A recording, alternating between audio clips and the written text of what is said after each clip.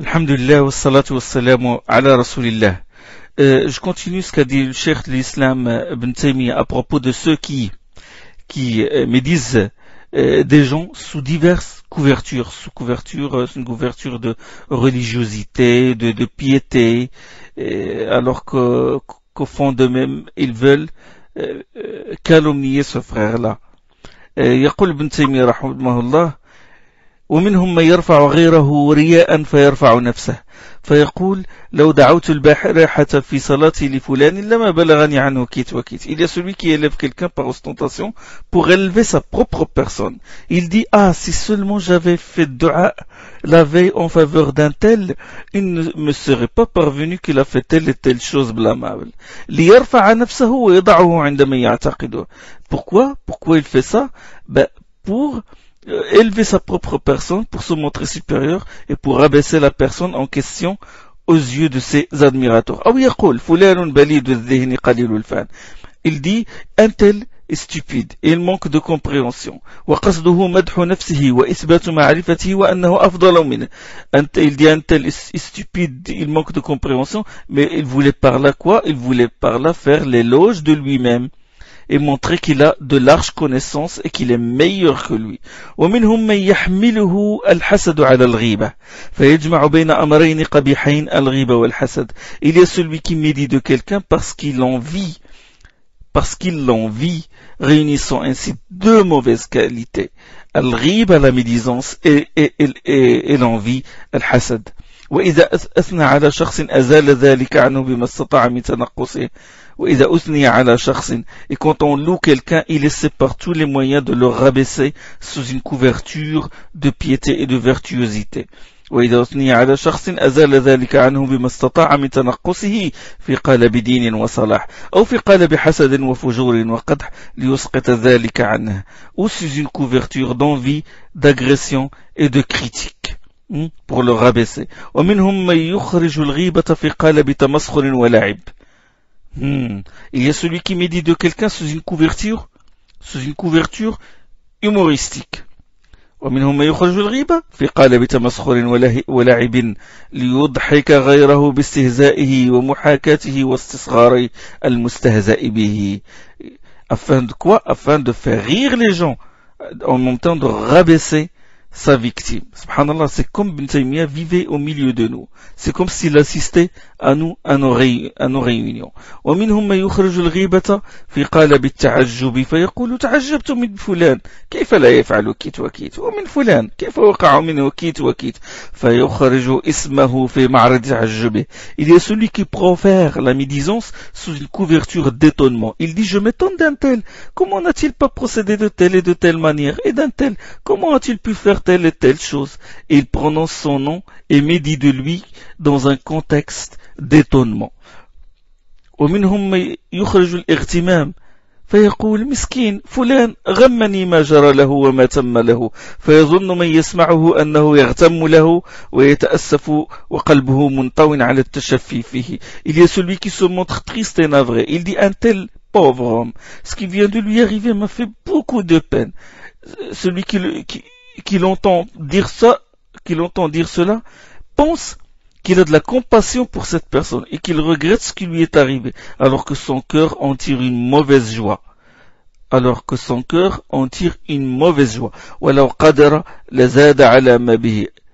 Et s'il le pouvait, il l'enfoncerait encore plus dans le malheur. Il se peut même qu'il parle de lui à ses ennemis pour qu'ils se réjouissent à ses dépens eux aussi. هذا وغيره من أعظم أمراض القلوب والمخادعات لله ولخلقه. Il a dit: ces attitudes-là, ainsi que d'autres, sont les maladies du cœur les plus graves et les pires choses par lesquelles on essaie de tromper Allah et ses créatures. Il a dit cela, Cheikh l'Islam Ibn Taymiyyah, dans Majmou' al-Fatawa, le volume 28, la page 237 et la page 238. Voilà, c'est exactement ce qui arrive dans les assemblées aujourd'hui. Quand il montre qu'il a de la peine pour quelqu'un, qu'il a de la compassion, qu'il a pitié, alors qu'en vérité, il médit de lui et il le rabaisse. Ou pour montrer qu'il est supérieur. Il dit, oh, un tel, avant il assistait à la prière du Fajr, maintenant, je sais pas ce qui lui est arrivé, pauvre homme.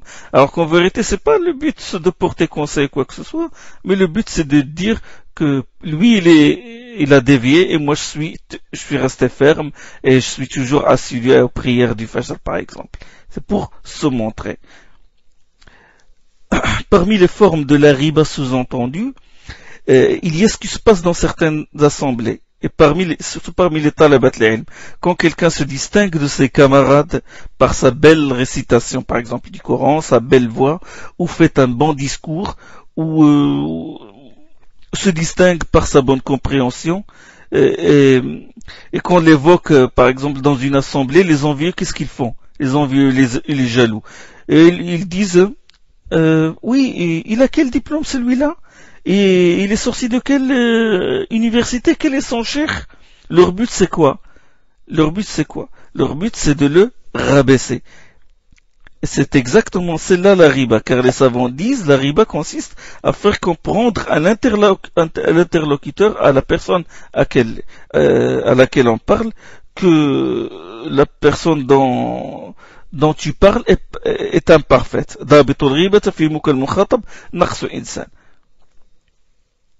La riba, elle consiste à faire comprendre à l'interlocuteur que la personne dont tu parles est imparfaite, comporte des défauts. C'est ça la riba.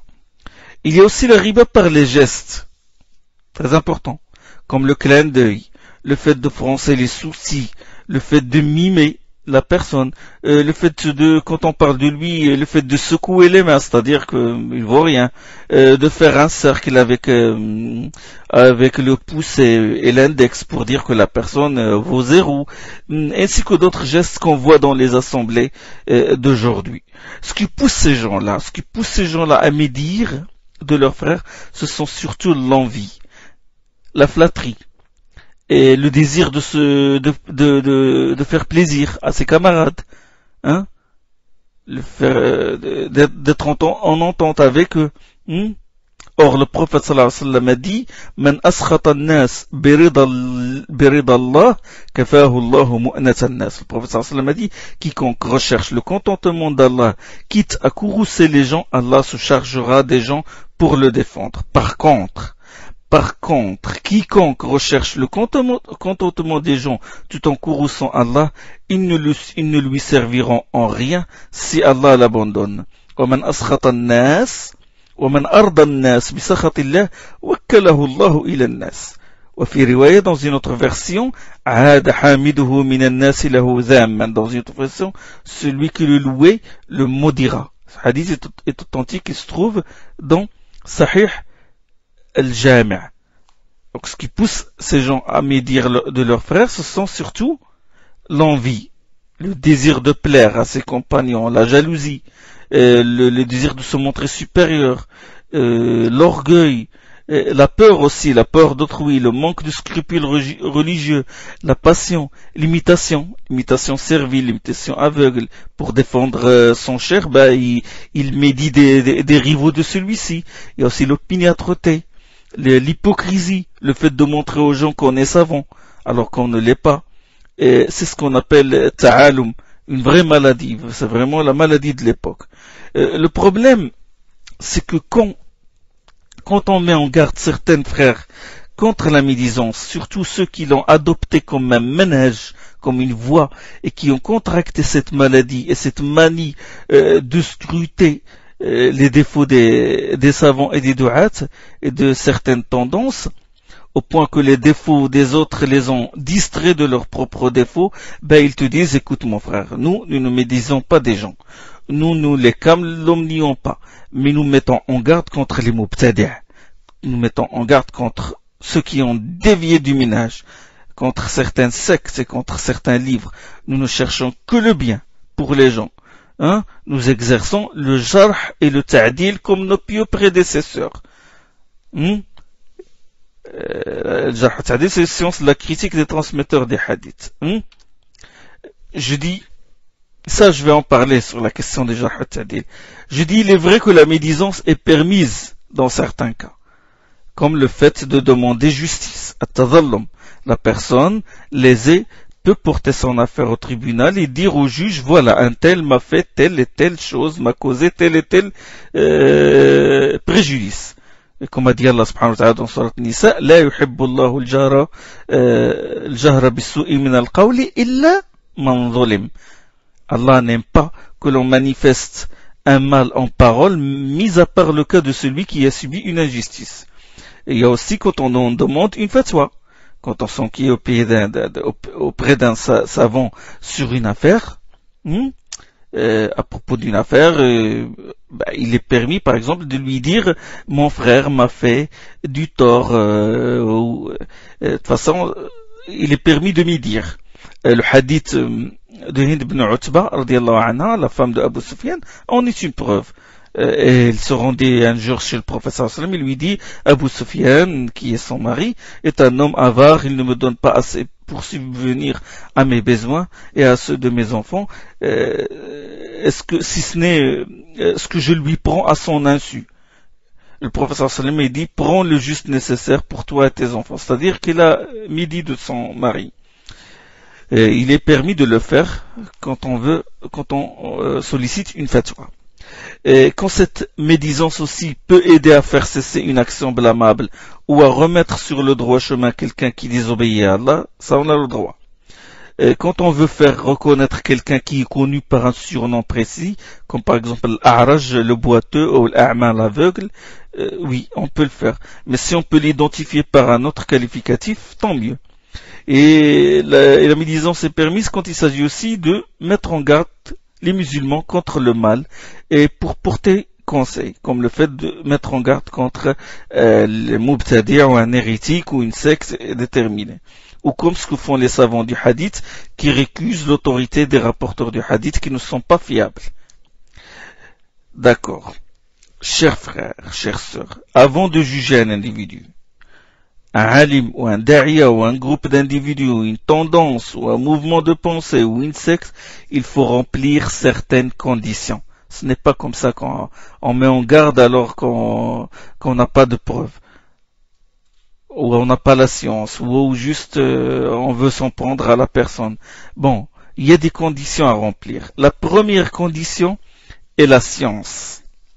La première condition à remplir pour critiquer, pour juger, c'est la science. L'imam Zahabi, dans Kitab Mizan al-i'tidal, il dit الكلام في الرجال لا يجوز إلا لتام المعرفة تام الورع. Il a dit la critique des hommes n'est permise que pour quelqu'un qui a la science, suffisamment de connaissances de science et qui est scrupuleux. Tam al-ma'rifa, tam al-wara. Qualifier quelqu'un de mubtadi' par exemple, mettre les gens en garde contre lui, les empêcher de prendre de lui ses enseignements, il faut avoir de la science pour le faire. Parler sans science est grave. Parler sans science est un péché capital. Et je dis dans la séance précédente qu'il est au même degré que shirk. Parmi les choses qu'Allah interdit, il a dit وَأَن تُشْرِكُوا بِاللَّهِ مَا لَمْ يُنَزِّلْ بِهِ سُلْطَانًا وَأَن تَقُولُوا عَلَى اللَّهِ مَا لَا تَعْلَمُونَ. Que vous associez qui que ce soit à Allah, chose par laquelle il n'a fait descendre aucun argument, et que vous disiez au sujet d'Allah ce que vous ne savez pas. Et il a dit subhanahu wa ta'ala وَلَا تَقْفُ مَا لَيْسَ لَكَ بِهِ عِلْمٍ, n'affirme rien dont tu n'as pas connaissance, comme a dit subhanahu wa ta'ala dans Surat Isra. Donc il faut d'abord connaître parfaitement la profession de foi des gens de la Sunna, Aqidat al-Sunna. Il faut connaître ce que signifie la bid'a. La bid'a, l'innovation en matière de religion, une pratique ou une voie inventée au nom de la religion mais qui n'est pas fondée sur celle-ci. C'est ça la bid'a. Il faut faire la distinction entre la bid'a et la tradition, parce que certaines font la confusion, et même la bid'a et le masalih al-mursala, certaines masalih, c'est-à-dire les intérêts généraux. Il faut connaître les différentes sortes de la bid'a.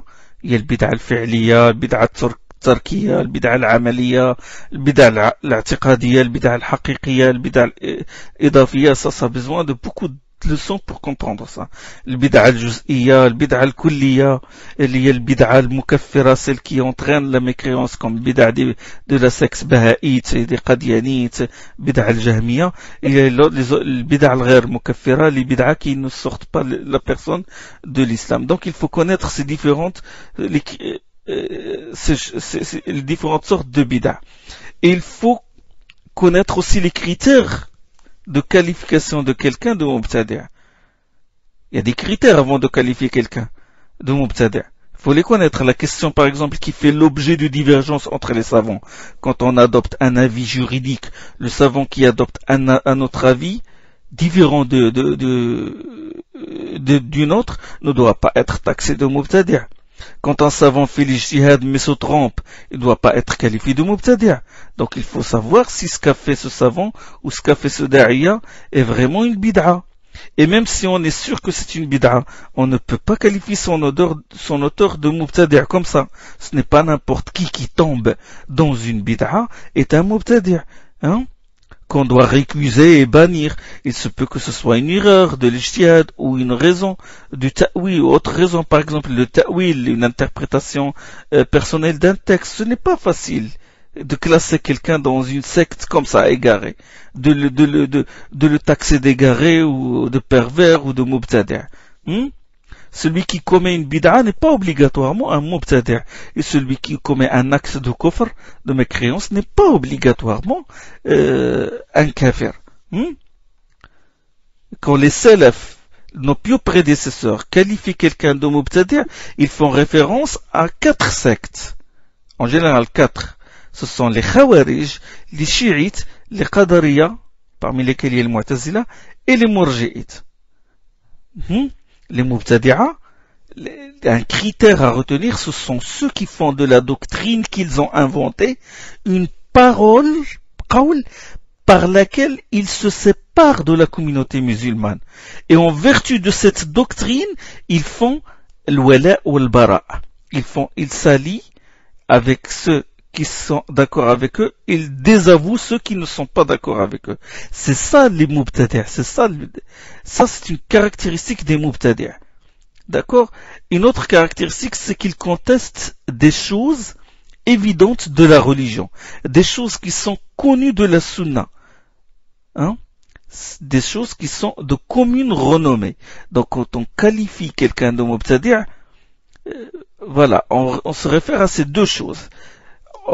On ne qualifie pas quelqu'un de mubtadi' parce qu'il prie les mains tendues ou fait le mawlid ou récite le Coran en groupe. Ça, ce sont des bid'a soit idafiyya, soit des bid'a relatives aux actes. Mais les bid'a, quand les anciens parlent des mubtadi'a, ils se réfèrent à ces 4 sectes. Les khawarij, les shi'a, les qadariya et les murji'a.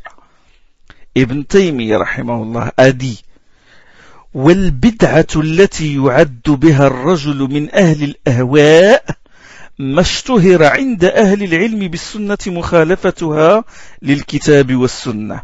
La bid'a à cause de laquelle l'homme est compté parmi les ahl ahwa, c'est-à-dire ceux qui suivent leur passion, ceux qui suivent les adeptes des opinions arbitraires ou les non-sunnites en général, la bid'a à cause de laquelle l'homme est compté parmi les ahl ahwa, est celle que les savants qui ont une connaissance intelligente de la sunna jugent qu'elle est contraire au Coran et à la sunna. Il donne l'exemple. والبدعة التي يعد بها الرجل من أهل الأهواء ما اشتهر عند أهل العلم بالسنة مخالفتها للكتاب والسنة كبدعة الخروج والروافض والقدرية والمرجئة comme la bid'a des kharijites, des rafidas, c'est-à-dire les chiites, des qadarites, c'est-à-dire les mu'tazilites et autres, et des murji'a. Et des murji'a. Mashtuhira, il y a un terme que je n'ai pas traduit dans ce qu'a dit Ibn Taymiyyah, ça veut dire mashtuhira. والبدعة التي يعد بها الرجل من أهل الأهواء ما اشتهر عند أهل العلم بالسنة مخالفتها للكتاب والسنة. La bid'a à cause de laquelle l'homme devient est compté parmi les gens de l'innovation, les non-sunnites en général, c'est celle qui est, que tous les gens du savoir, tous les gens de la sunna, attestent qu'elle est contraire au Coran et la sunna. Elle est célèbre. Une parole, ils sont tous d'accord que cette parole-là, que cette doctrine-là est contraire au Coran et la sunna. Et les bid'as sont lesquels? Bid'at al-khuruj wal-rawafid wal-qadariyya wal-murji'a. Les bid'as des kharijites, des rafidas, des qadariyya et des murji'a.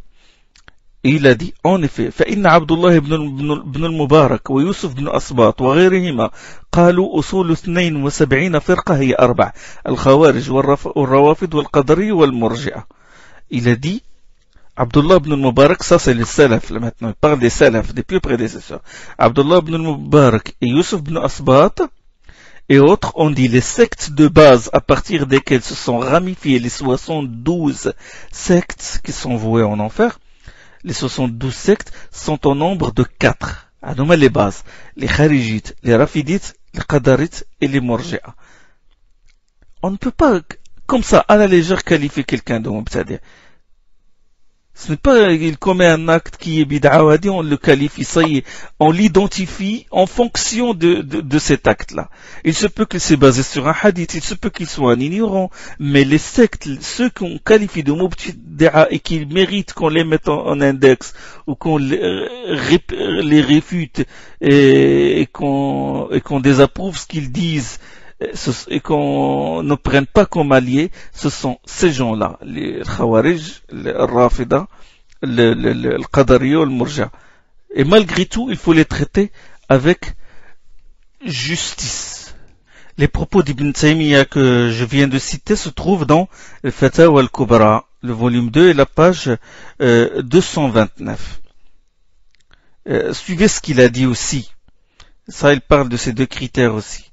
Il dit, à propos des mubtadi'a, des gens de l'innovation, il a dit, إذا لم يجعلوا ما ابتدعوه قولا يفارقون به جماعة المسلمين يوالون عليه ويعادون كان من نوع الخطأ والله سبحانه وتعالى يغفر للمؤمنين خطأهم في مثل ذلك. Il a dit, à propos de ceux qui tombent dans la bid'a, il a dit, s'ils ne font pas de la chose qu'ils ont inventée au nom de la religion, s'ils ne font pas de cette chose une parole par laquelle ils se séparent de la communauté des musulmans et sur la base de laquelle ils s'allient avec certains et se déclarent ennemis des autres, cette innovation est considérée comme une sorte d'erreur. Or Allah pardonne aux croyants ce genre d'erreur. ولهذا وقع في مثل هذا كثير من سلف الأمة وأئمتها. Il a dit d'ailleurs, beaucoup de pieux prédécesseurs de la communauté et ces imams ont soutenu des thèses auxquelles ils se sont parvenus par ijtihad, alors qu'ils contredisent ce qui est établi dans le Coran et la Sunna. ولهذا وقع في مثل هذا كثير من سلف الأمة وأئمتها لهم مقالات قالوها باجتهاد وهي تخالف ما ثبت في الكتاب والسنة. Beaucoup de pieux prédécesseurs, même dans les premiers siècles, ils sont tombés dans ce genre d'erreurs où ils ont rejoint soit les Murji'a ou les Qadari ou les Shi'at dans certains propos. Il y a beaucoup d'exemples, Mais on ne les taxe pas de mubtadi' à cause de cette erreur, à cause de ce ijtihad. Il a dit, d'ailleurs, beaucoup de plus prédécesseurs de la communauté et ses imams ont soutenu des thèses auxquelles ils se sont parvenus par ijtihad, alors que ces thèses-là contredisent ce qui est établi dans le Coran et la Sunna.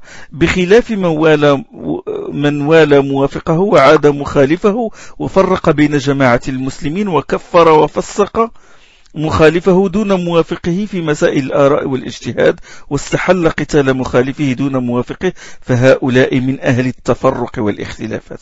Il a dit, par contre, ceux qui s'allient avec ceux qui sont d'accord avec eux se font les ennemis de ceux qui ne sont pas d'accord avec eux, divisent la communauté des musulmans, qualifient leurs adversaires de mécréants et de pervers en dehors de ceux qui sont d'accord avec eux et les excluent en dehors de ceux qui sont d'accord avec eux, dans les opinions personnelles et les questions qui relèvent de l'ijtihad, considèrent licite de combattre leurs contestataires et épargnent ceux qui les approuvent, ceux-là font partie des gens de la division et de la divergence. Majmou' al-Fatawa, volume 3, page 349. Donc quand on prend une parole, on prend une doctrine, et puis en vertu de cette doctrine, on se fait des amis, on se fait des ennemis, et on considère licite le sang de ceux qui ne sont pas d'accord avec nous, qu'on considère leur honneur licite, on s'en prend à leur honneur, on les qualifie de mubtadi', on les taxe de toutes sortes de qualificatifs injurieux, et on divise la communauté en vertu de ces paroles-là, de cette doctrine qu'on a adoptée. Là, on mérite d'être qualifié d'être qualifiés des mubtadi'a. Ceux qui font cela, ce sont eux-mêmes les mubtadi'a et les gens de la division et de la divergence. D'où l'importance de la science. Akhi, si tu as la science, tant mieux. Tu n'as pas la science, tu te tais. Et ne te dresse pas comme juge sur les actes des gens, sur les savants et sur les du'at. Subhanallah, même n'importe qui maintenant critique les savants et les du'at. Il met en garde contre eux, les classifie, on entend prendre de celui-ci, ne prend pas de celui-là, un tel a la tazkiya, un tel autre n'a pas la tazkiya, un tel est mubtadi', ash'arit, madhabit, sururit, etc. Une liste de savants qu'il réclame et qu'il demande de rejeter parmi les vivants et les morts. J'ai vu une fois la liste des savants et les du'ats qui ont été récusés, qui ont été rejetés. J'étais stupéfait. Je dis c'est pas possible ces gens-là. Qu'est-ce qui leur arrive? Quand on entend qu'ils disent nous répondons aux mubtadi'a, nous mettons en garde contre les mubtadi'a, quand on voit la liste, ce sont des gens de la sunna, des du'at qu'on connaît, les du'at d'Égypte, de l'Arabie Saoudite, les du'at d'Égypte par exemple, Abou Ishaq al-Huwaini, Mohamed Hassan Yaqoub, al-Adawi, les du'at de l'Arabie Saoudite, Al-Qarni et Salman, les autres du'at de la sunna, pourquoi ils les mettent sur le même degré que les mubtadi'a? Et ils prétendent, avec ça, ils disent, nous suivons la voie du salaf. Mais même des grands savants n'ont pas été épargnés. Même Hayat Kibar, l'ulama, n'a pas été épargné. Les grands savants de l'Arabie Saoudite d'autres pays n'ont pas été épargnés. Bekr Abou Zayd n'a pas été épargné. Abdel Mohsen Abbad, il a été critiqué. Et beaucoup d'autres du'at et de grands savants n'ont pas été épargnés. Subhanallah. Et là, ils disent, nous suivons la voie des salaf. Nous pratiquons le jarh et le ta'dil comme les savants du hadith. Écoutez, mes frères. Le jarh et le ta'dil est une science. Ilm, c'est une branche de la science du hadith. Partout dans les universités du monde, quand on apprend la science du hadith, le jarh ou le ta'dil, c'est une science, c'est une branche de la science du hadith. Il étudie les qualités des transmetteurs du hadith. Il consiste à récuser l'autorité de certains rapporteurs ou à réhabiliter d'autres, juger que tel rapporteur est digne de confiance et que tel autre n'est pas digne de confiance. Pourquoi? Pour faire le tri, pour faire la différence entre les hadiths authentiques et les hadiths mensongers, les hadiths da'if et les hadiths qui sont authentiques.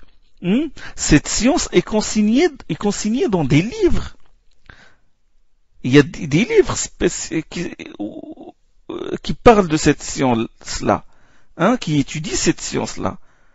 Celui qui étudie la science de jarh ta'dil, il faut qu'il se réfère à ces livres-là qui parlent de la biographie des rapporteurs et leur degré et leur qualité, leur degré d'honorabilité, et s'ils méritent d'être récusés, méritent d'être réhabilités. Ces livres comme Kitab Siyar A'lam Nubala, comme Mizan al-I'tidal, de الذهبي تذكرة الحفاظ الضعفاء والمتروكين de النسائي الضعفاء العقيلي تقريب تهذيب ابن حجر العسقلاني ثقات ابن حبان إكمال الكمال ابن ماكولة طبقات المدلسين تهذيب الكمال الجرح والتعديل de l'imam الرازي les savants du Jarh wa Ta'dil sont connus, comme l'imam Zahabi, Ibn Hajar, Al-Muzzi, Al-Bukhari, Ahmed, l'imam Ahmed, Yahya ibn Ma'in, Ali ibn al-Madini. Les savants sont connus. La nomenclature du Jarh et du Ta'dil est connue. Elle est bien déterminée. Les mots techniques sont bien connus. Les qualificatifs de récusation sont connus. Et les qualificatifs par lesquels on réhabilite les qualificatifs, si vous voulez, de l'honorabilité des rapporteurs sont connus. Leur sens est connu. Ils ne sont pas c'est clair, c'est des termes qui sont bien déterminés.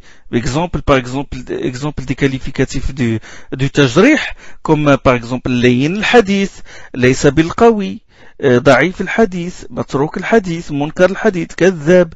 Ce sont les termes qu'utilisent les savants du Jarh wa Ta'dil pour récuser l'autorité d'un rapporteur. Ou les qualificatifs de réhabilitation de l'honorabilité sont par exemple thiqa, mutqin, saduq, thiqatun thabt, salih al-hadith, etc. Les termes connus. Vous avez compris? Maintenant, comparez maintenant ces qualificatifs, layin al-hadith, laysa bil qawi, etc., avec les surnoms que je vais citer maintenant. Qutbi, Ikhwani, Hizbi, Takfiri, Dajjal, Mubtada', Aqlani, Mujrim, Sururi, Ar'uri, Zubala. Zubala, ça veut dire poubelle. C'est un gros mot, mais Sheikh Sou, Sahib Hawa, mais ces termes sont eux qui l'utilisent. Moi, je ne fais que répéter ce qu'ils disent. Sulaymani, Surati, Mulibari, Asmuri, Quburi, Hululi, Munharif, Masouni, Jihadi, Qassas. C'est des termes vagues. Qutbi, Takfiri, Aqlani, Sururi, Turati, Qassas, des noms équivoques. Choisis pourquoi ils choisissent ces noms-là? Pour faire peur. Ils gardent un mystère, pour dissuader, pour exercer une pression psychologique, pour exercer une censure idéologique, des noms pour lesquels Allah en a fait descendre le moindre argument. Quand le Cheikh Ben G'oud de Hayat Kibar al-Ulama, les grands savants de l'Arabie Saoudite, il a entendu Sururi, c'est quoi Sururi? Il a dit, je n'ai jamais trouvé ça ni dans les lexiques, ni dans les livres des confessions, des milal ou les livres des sectes. À moins qu'il ne s'agisse d'une, je ne sais pas, il a dit à moins qu'il s'agisse de Sururi vient du terme soror qui veut dire être content ou être être satisfait. Oui, des noms dont on se sert pour non pas pour porter conseil, mais pour diviser, pour susciter des haines et des rancunes au sein de la communauté. Des noms pour lesquels Allah n'a fait descendre aucun argument, le moindre argument qui permet de les justifier. Écoutez ce qu'a dit le cheikh de l'islam, Ibn Taymiyyah, à propos de ces noms. Il a dit, الأسماء التي يتعلق بها المدح والذم من الدين لا تكون إلا من الأسماء التي أنزل الله بها سلطانه ودل عليها الكتاب والسنة والإجماع. Écoutez attentivement. Les noms dont on se sert pour louer ou blâmer, quelqu'un au nom de la religion doivent être des noms pour lesquels Allah a fait descendre un argument, c'est-à-dire des noms qui sont prouvés par le livre, la sunna et le consensus. Dalla alayha al-kitab wa sunna wal ijma'. Quel mu'min, là il donne des exemples. Quel mu'min, wal kafir, wal alim, wal jahil, wal muqtasid, wal mulhid. Le mécréant, le croyant, le mécréant, le savant, l'ignorant, l'homme de juste milieu et le déviant, le mulhid. Et ces termes-là existent dans le Coran et dans la Sunna. Jusqu'à ce qu'il a dit. Il a dit فَأَمَّا الْأَسْمَاءُ الَّتِي لَمْ يَدُلْ الشَّرْعُ على ذم أهلها ولا مدحهم فيحتاج فيها إلى مقامين أحدهما بيان المراد بها والثاني بيان أن أولئك مذمومون في الشريعة. Il a dit quant aux noms au sujet desquels il n'y a aucun argument religieux qui prouve que ceux qui les portent sont blâmés ou loués, il nécessite deux explications. La première, il faut expliquer le sens de ces mots. Qu'est-ce que vous voulez dire par takfiri hizbi ikhwani? Qu'est-ce que vous voulez dire? C'est ce que explique Cheikh Islam Ibn Taymiyyah. Il nécessite deux explications. Il faut expliquer le sens de ces noms. Deuxièmement, il faut démontrer que ces gens qui portent ces noms sont blâmés par la religion. Majmou' al-Fatawa, le volume 4 et la page 146.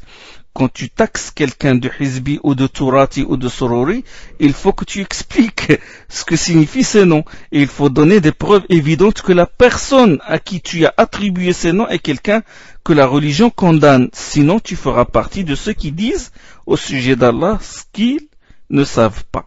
De ceux qui forgent des mensonges contre Allah. Yaftaruna ala Allah al-kadhib. Est-ce que le cheikh de l'islam a vécu une fitna pareille? Oui, il a vécu une fitna pareille. Et écoutez bien ce qu'il a dit. Il a dit, rahimahullah, وَكَذَلِكَ التَّفْرِيقُ بَيْنَ الْأُمَّةِ وَامْتِحَانِهَا وَكَذَلِكَ التَّفْرِيقُ بَيْنَ الْأُمَّةِ وَامْتِحَانُهَا بِمَا لَمْ يَأْمُرِ اللَّهُ بِهِ وَلَا رَسُولِهِ مثل أن يقال للرجل أنت شكيلي أو قرفندي. Il ne convient pas, il a dit, il ne convient pas de créer des divisions au sein de la communauté, ni de mettre à l'épreuve ses membres en vertu des choses que ni Allah, ni son envoyé n'ont ordonnées. Comme le fait de demander à quelqu'un, es-tu Shakili? Es-tu Qarafandi? C'est des noms, c'est facile à comprendre. Vous n'avez qu'à remplacer Shakili et Qarafandi par Sorori et Hizbi, ou les qualificatifs qu'on entend aujourd'hui. وكذلك التفريق بين الأمة وامتحانها بما لم يأمر الله به ولا رسوله مثل أن يقال للرجل أنت شكلي أو قرفندي فإن هذه أسماء باطلة ما أنزل الله بها من سلطان وليس في كتاب الله ولا في سنة رسوله صلى الله عليه وسلم ولا في الآثار المعروفة عن سلف الأمة لا شكلي ولا قرفندي. Il ne convient pas de créer des divisions au sein de la communauté, ni de mettre à l'épreuve ses membres, en vertu des choses que ni Allah ni son envoyé n'ont ordonnées. Comme le fait de demander à quelqu'un, es-tu Shakili ou Qarafandi? Il s'agit en effet de noms vains, au sujet desquels Allah n'a fait descendre aucune autorité. Ces noms, Shakili et Qarafandi, ne figurent ni dans le livre d'Allah, ni dans la Sunna, ni dans les récits connus des anciens imam. La même chose qu'on dit à ces gens-là qui utilisent ces qualificatifs. Il n'existe Sururi ou Hizbi, il n'existe ni dans le Coran, ni dans la Sunna, ni dans les propos de nos prédécesseurs. Et il a dit, وَالْوَاجِبُ عَلَى الْمُسْلِمِ وَالْوَاجِبُ عَلَى الْمُسْلِمِ إِذَا سُئِلَ عَنْ ذَلِكَ أَنْ يَقُولَ لا أنا شكيلي ولا قرفندي بل أنا مسلم متبع لكتاب الله وسنة رسوله. Il est du devoir du musulman, lorsqu'il est interrogé à ce propos, de répondre: je ne suis ni Shakili ni Qarafandi, je suis un musulman qui suit le livre d'Allah et la sunna de son envoyé. Quand quelqu'un t'interroge, es-tu Ikhwani, es-tu Sorori, es-tu Har'ori, et tu dis je suis musulman, je suis la sunna, le livre d'Allah et la sunna de son envoyé. وقد روينا عن معاوية بن أبي سفيان أنه سأل عبد الله بن عباس رضي الله تعالى عنهما فقال أنت على ملة علي أو على ملة عثمان؟ فقال لست على ملة علي ولا على ملة عثمان بل أنا على ملة رسول الله صلى الله عليه وسلم. Il nous a été rapporté que Muawiyah ibn Abi Sufyan interrogea ainsi Abdullah ibn Abbas, un compagnon qui interroge un autre compagnon. Il lui dit: es-tu de la confession de Ali ou de la confession de Uthman? Ibn Abbas lui répondit: je ne suis ni de la confession de Ali ni de la confession de Uthman, je suis de la confession de l'envoyé d'Allah. كان كل من السلف يقولون كل هذه الأهواء في النار. Tous nos pieux prédécesseurs disaient, toutes ces passions ont pour destination le feu de l'enfer. ويقول أحدهم ما أبالي أي النعمتين أعظم على أن هداني الله للإسلام أو أن جنبني هذه الأهواء. L'un d'eux disait, je ne me soucie pas de savoir lequel de ces deux bienfaits est plus grand, qu'Allah m'ait guidé vers l'islam ou qu'il m'ait protégé de ces passions.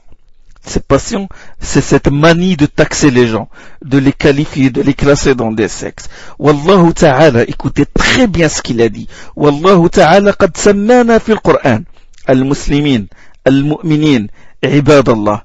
Allah le Très-Haut nous a nommés dans le Coran les musulmans, les croyants, les serviteurs d'Allah. فلا نعدل عن هذه الأسماء فلا نعدل عن الأسماء التي سمانا الله بها إلى أسماء أحدثها قوم وسموها هم وآباؤهم ما أنزل الله بها من سلطان.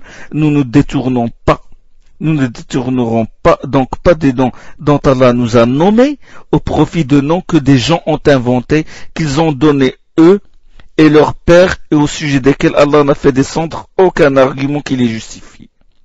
بل الأسماء التي قد يسوغ التسمي بها مثل انتساب الناس إلى إمام كالحنفي والمالكي والشافعي والحنبلي أو إلى شيخ كالقادري والعدوي ونحوهم أو مثل انتساب القبائل أو مثل انتساب إلى القبائل كالقيسي واليماني وإلى الأمصار كالشامي والعراقي والمصري فلا يجوز لأحد أن يمتحن الناس بها ولا يوالي بهذه الأسماء ولا يعادي عليها. Et même en ce qui concerne les noms qu'il est loisible de porter, comme le fait de se rattacher à un imam en disant qu'on est Hanafite, Malikite, Shafi'ite ou Hanbalite, ou le fait de se rattacher à un cheikh en disant qu'on est par exemple Qadiri ou Adawi, et d'autres, ou le fait de se déclarer d'une tribu en disant qu'on est Qaïsite ou Yamanite, ou d'une métropole en disant qu'on est Syrien, Irakien ou Égyptien, il n'appartient à personne d'éprouver les gens, de se lier d'amitié avec les uns, ni de se lier d'amitié avec d'autres, ou de se faire l'ennemi des autres, au contraire, se faire en vertu de ces noms. فلا يجوز لأحد أن يمتحن الناس بها ولا يوالي بهذه الأسماء ولا يعادي عليها. Il n'appartient à personne d'éprouver les gens, de les mettre à l'épreuve, de se lier d'amitié avec les uns, ou au contraire se faire l'ennemi des autres en vertu de ces noms. Qu'est-ce qu'il veut dire par là? Il dit comme ce qui se passe maintenant. L'alliance et le désaveu ne se fait pas en vertu du tawhid, du rejet du shirk et de la conformité au prophète sallallahu alayhi wa sallam, mais en vertu de l'appartenance à un cheikh. Quelqu'un ne juge pas que tu es son frère parce que tu suis la sunna, parce que tu suis Allah et le prophète sallallahu alayhi wa sallam, parce que tu lis le Coran, parce que tu assistes aux prières. Non, ce n'est pas en vertu de ces choses qu'il s'allie avec toi, mais en vertu de l'appartenance à un cheikh. Ainsi, ceux qui se réclament d'un cheikh, un tel, qu'est-ce qu'ils font? Ils mettent à l'épreuve l'autre. Ils disent, qu'est-ce que tu penses de notre cheikh? Qu'est-ce que tu penses? Quel est ton cheikh? Qu'est-ce que tu penses de notre cheikh?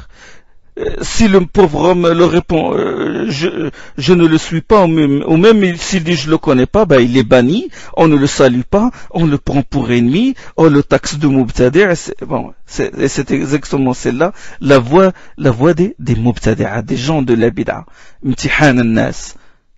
ماذا تقول في كذا؟ ماذا تقول؟ Qu'est-ce que tu penses de tel? يقول ابن تيمية, ça c'est un autre passage. Le passage dont je parle ici se trouve dans le volume, je pense le volume 28 de ses fatawa. Là je passe à un autre passage. وليس لأحد, Ibn Taymiyyah il dit, وليس لأحد, à propos de ce wala pour les shuyukh, de cette alliance avec le shuyukh et l'exaltation des shuyukh. Il dit وليس لأحد أن ينصب للأمة شخصا يدعو إلى طريقته ويوالي ويعادي عليها غير النبي صلى الله عليه وسلم. Il a dit, il n'appartient à personne de désigner à la tête de la communauté un homme en appelant les gens à suivre sa voie, et en vertu de celle-ci, il se lie d'amitié avec les uns et se fait l'ennemi des autres, excepté le prophète sallallahu alayhi wa sallam. Il n'appartient à personne de faire ça, de dire voilà le cheikh, voilà celui qui porte l'étendard de la science. Celui qui ne prend pas de sa science, il est banni, il est qualifié de mubtadi'. Et celui qui le suit, il est avec nous, et c'est celui-là qui est un vrai salafite. Non, ça on peut pas le dire. Il est interdit de le dire. C'est celle-là la voie des mubtadi'a. وليس لأحد أن ينسب للأمة شخصا يدعو إلى طريقته ويوالي ويعادي عليها غير النبي صلى الله عليه وسلم ولا ينسب لهم كلاما يوادي ويوالي عليه ويعادي غير كلام الله ورسوله وما اجتمعت عليه الأمة. Il ne lui appartient pas non plus de leur imposer des paroles en vertu desquelles il s'allie et désavoue. Il fait le wala al-bara, sauf la parole d'Allah, celle de son envoyé et celle sur laquelle la communauté est unanime. Regardez ce qu'il va dire là. Suivez bien. بل هذا من فعل أهل البدع. Il dit, ce sont les gens de l'innovation qui agissent ainsi. الذين ينصبون لهم شخصا أو كلاما يفرقون به بين الأمة. Ce sont les gens de l'innovation qui agissent ainsi. Ils désignent à leur tête une personne ou adoptent des paroles comme une devise sur la base desquelles ils divisent la communauté. ولهذا, il a dit juste après, c'est-à-dire ça, ce petit passage, il n'appartient pas à personne de désigner à la tête de la communauté un homme en appelant les gens à suivre sa voie. Ça, c'est dans Majmou' al-Fatawa, le volume 20 et la page 164. Il a dit juste avant, c'est-à-dire dans la page 163, ولهذا تجد قوما كثيرين يحبون قوما ويبغضون قوما لأجل أهواء لا يعرفون معناها. بل يوالون على إطلاقها أو يعادون من غير أن تكون منقولة نقلا صحيحا عن النبي وسلف الأمة. C'est pourquoi il dit, tu constates que beaucoup de gens aiment certains et en détestent d'autres sur la base d'opinions arbitraires dont ils ne connaissent ni le sens ni la preuve. Il se montre hostile envers ses frères, il ne leur adresse pas la parole, il appelle, il ne prend pas d'un tel cher, mais quand on lui demande la raison, il est incapable de fournir la raison.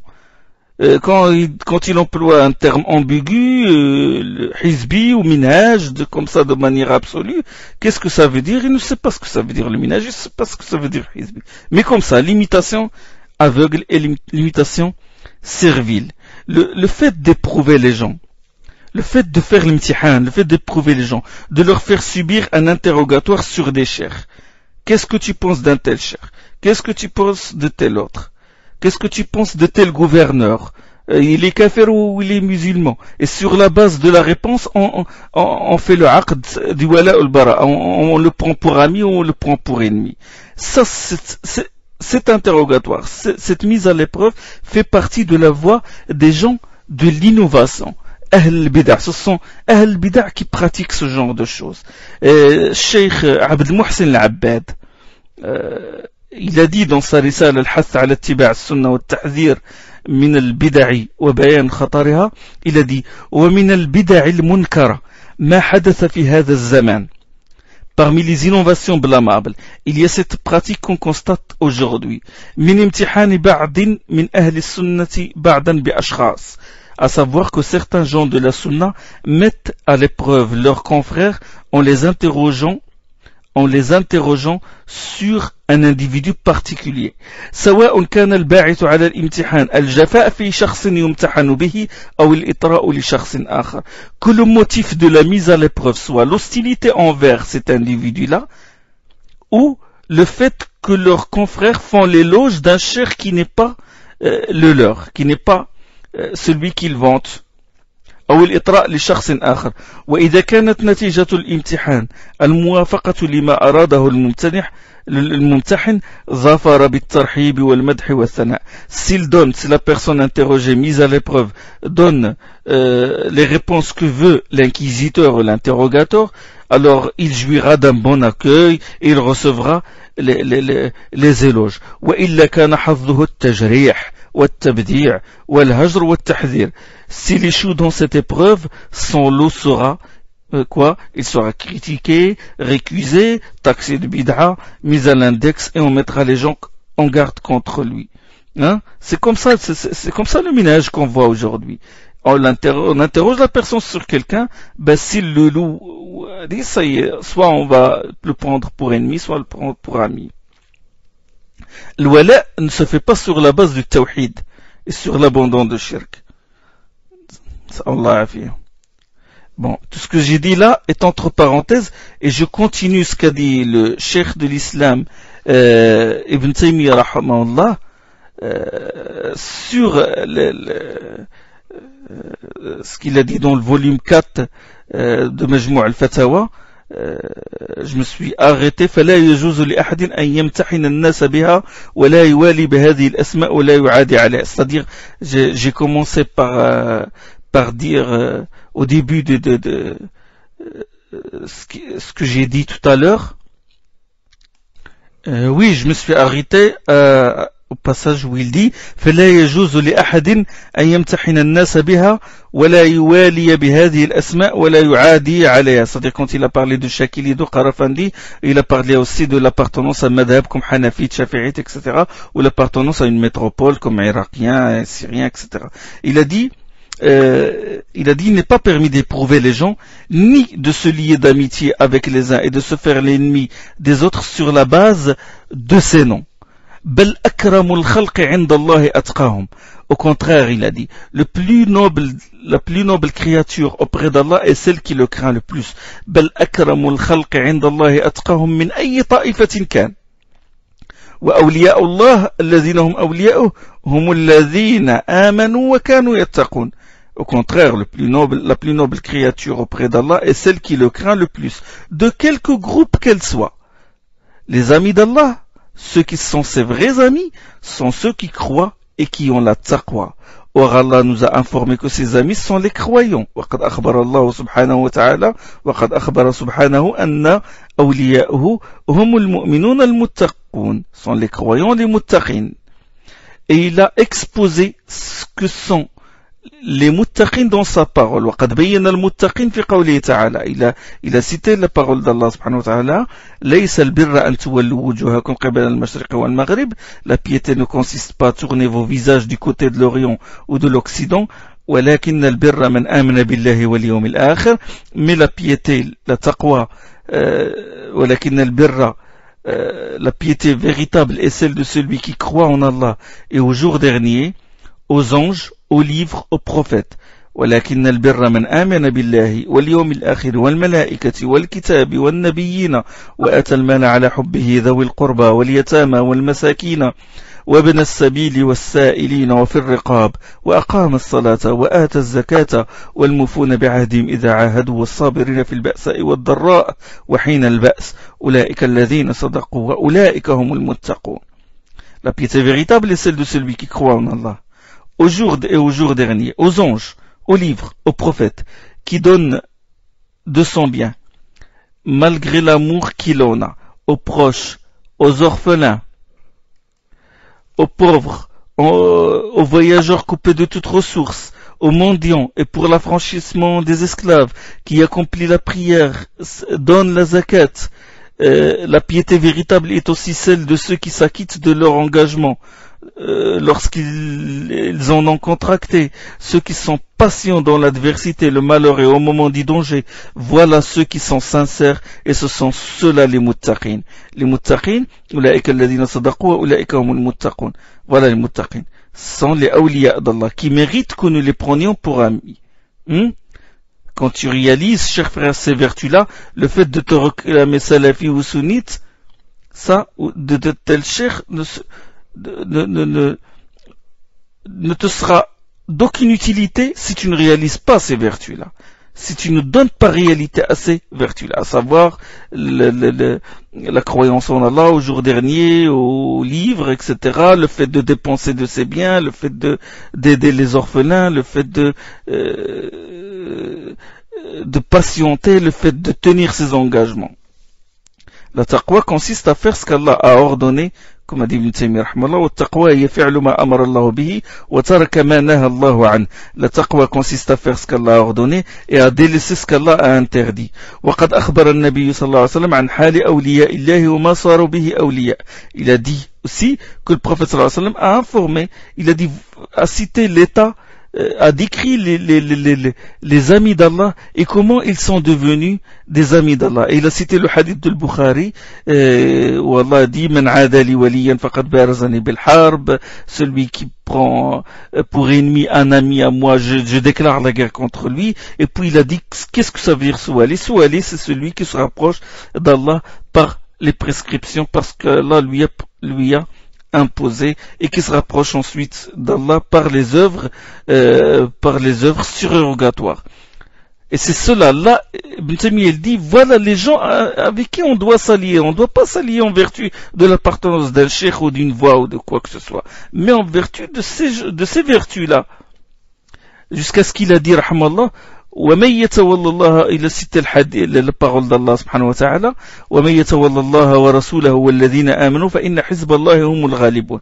Il a cité ce verset de la sourate Al-Maïda qui comprend comme ami Allah, son envoyé, et ceux qui croient qu'ils sachent qu'en vérité c'est là le parti d'Allah c'est le parti d'Allah qui l'emportera. فقد أخبر سبحانه أن ولي المؤمنين أن ولي المؤمن هو الله ورسوله وعباده المؤمنين، وهذا عام في كل مؤمن موصوف بهذه الصفة، سواء كان من أهل نسبة أو بلدة أو مذهب أو طريقة أو لم يكن. Il a dit, Allah nous a informé que l'ami des croyants, celui qui mérite qu'on le prend pour rallier le wala, c'est Allah, son envoyé et ses serviteurs croyants. Ceci est général, il concerne tout croyant qualifié de cet attribut, peu importe son origine, ou son pays, ou l'école juridique à laquelle il appartient, ou la voie spirituelle qu'il suit, ou s'il ne suit aucune voie particulière. Là, il donne les preuves que le wala entre les croyants est général. Il dit les croyantes, ils sont les alliés les uns des autres, et d'autres versets. Il cite quelques versets. Puis il cite le dalil de la sunna sur la fraternité et le wala, sur l'obligation de la fraternité et l'amitié entre les musulmans. Il a dit wa fi as-sahih 'an an-nabi sallallahu alayhi wa sallam. Dans les deux sahih, il est rapporté que le prophète sallallahu alayhi wa sallam a dit مثل المؤمنين في توادهم وتراحمهم وتعاطفهم كمثل الجسد الواحد إذا اشتكى منه عضو تداعى له سائر الجسد بالحمى والسهر. Dans leur affection, leur miséricorde et leur sympathie mutuelle, les croyants sont pareils à un seul et même corps. Lorsqu'un membre se plaint de quelque chose, cela se répercute sur le corps, sur tout le corps par la fièvre et l'insomnie.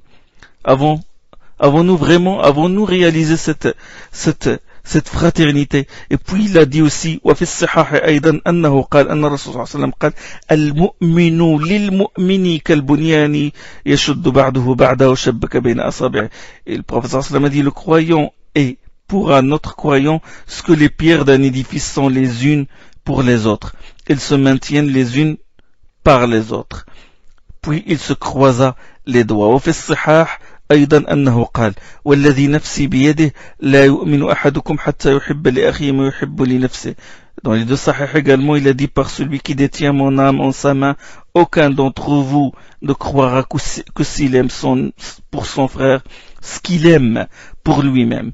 Et il a dit Al-Muslim akhul muslim, la yuslimuhu wa la yazlimuhu. Le musulman est le frère du musulman. Il ne le livre pas à ses ennemis. Et il ne commet aucune injustice à son égard. Méditez, chers frères, ce texte-là. وأمثال هذه النصوص في الكتاب والسنة كثيرة. وقد جعل الله فيها عباده المؤمنين بعضهم أولياء بعض وجعلهم إخوة وجعلهم متناصرين متراحمين وأمرهم سبحانه بالائتلاف ونهاهم عن الافتراق والاختلاف. De pareils textes sont nombreux dans le livre et la sunna. Dans ce texte, Allah a fait de ses serviteurs croyants des amis les uns des autres, des frères qui se secourent mutuellement, qui se font miséricorde les uns les autres et qui ont de l'affection les uns pour les autres. وأمرهم سبحانه بالائتلاف ونهاهم عن الافتراق والاختلاف. Il leur a ordonné de s'allier et leur a interdit de se diviser et de diverger. فقال تعالى واعتصموا بحبل الله ولا تفرقوا. Il a dit, exalté soit-il, attachez-vous tous à la corde d'Allah et ne vous divisez pas. وقال إن الذين فرقوا دينهم وكانوا شيعا لست منهم في شيء إنما أمرهم إلى الله. Dans Sourate Al-An'am, ceux qui ont divisé leur religion et formé des sectes, tu n'es en rien des leurs. Leur affaire revient à Allah. Je m'arrête ici. Inch'Allah, je continue le reste de ce qu'a dit Ibn Taymiyyah dans ce Majmou' al-Fatawa, dans le volume 4. وسبحانك اللهم بحمدك أشهد أن لا إله إلا أنت أستغفرك وأتوب إليك.